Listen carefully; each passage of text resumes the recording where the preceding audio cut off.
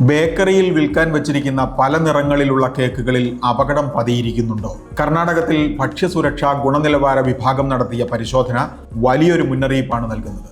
235 sample പരിശോധിച്ചതിൽ 12 സാമ്പിളുകളിൽ കേക്കിന് നിറം നൽകാൻ ഉപയോഗിച്ച ചില പദാർത്ഥങ്ങൾ ക്യാൻസർ വരുത്തിവെക്കാൻ പര്യാപ്തമാണ് എന്നാണ് കണ്ടെത്തിയത്. 5 വർഷം കൊണ്ട് ഇന്ത്യയുടെ ആളോഹരി വരുമാനം ഇരട്ടിയാകുമെന്ന് ധനമന്ത്രി നിർമ്മല സീതാരാമൻ. യുവാക്കളുടെ കർമ്മശേഷിയും മധ്യവർഗത്തിന്റെ ഉപഭോഗ പ്രവണതയും അത് സാധ്യമാക്കും. അതുവഴി ആളോഹരി വരുമാനം 5 വർഷ കാലയളവിൽ $2000 കണ്ട് വർദ്ധിക്കുമെന്നാണ് ധനമന്ത്രിയുടെ നിരീക്ഷണം. 5 വർഷം കൊണ്ട് കർഷക വരുമാനം ഇരട്ടിയാകുമെന്നായിരുന്നു മുമ്പ് അധികൃതരുടെ വാഗ്ദാനം. വെജിറ്റേറിയൻ ഭക്ഷണ വിഭവങ്ങൾക്ക് 1 വർഷം കൊണ്ട് 11% വില കൂടിയതായി ക്രിസിൽ പഠന റിപ്പോർട്ട്.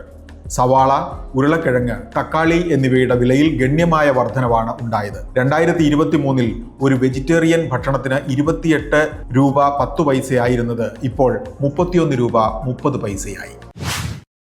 ആമസോൺ മേധാവി ജെഫ് ബെസോസിനെ മറികടന്ന് മെറ്റ CEO മാർക്ക് സക്കർബർഗ് ലോകത്തെ 2ാമത്തെ വലിയ സമ്പന്നൻ. മെറ്റ പ്ലാറ്റ്ഫോമുകളുടെ ഓഹരിയിലുണ്ടായ കുതിപ്പാണ് നേട്ടത്തിന് കാരണം. ബ്ലൂംബർഗ് റിയൽ ടൈം ശതകോടീശ്വര പട്ടിക പ്രകാരം $20,620 കോടി സക്കർബർഗിന്റെ ആസ്തി. $25,600 കോടി ആസ്തിയുള്ള ടെസ്ല CEO ഇലോൺ മസ്ക് ഒന്നാമൻ. മലയാളികളിൽ ഏറ്റവും സമ്പന്നനായ MA യൂസഫ് അലി $646 കോടി 483ാം സ്ഥാനത്ത്. സംസ്ഥാനത്ത് ഇന്നും സ്വർണ്ണവില പുതിയ ഉയരം തൊട്ടു. ഗ്രാമിന് 10 രൂപ വർദ്ധിച്ച് 7,120 രൂപയിലെത്തി. പവൻ വില 80 രൂപ വർദ്ധിച്ച് 56,960 രൂപ.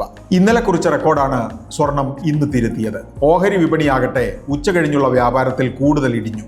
സെൻസെക്സ് ആദ്യം മേൽപോട്ട് കയറിയിടത്തു നിന്ന് 2% ഇടിഞ്ഞത്.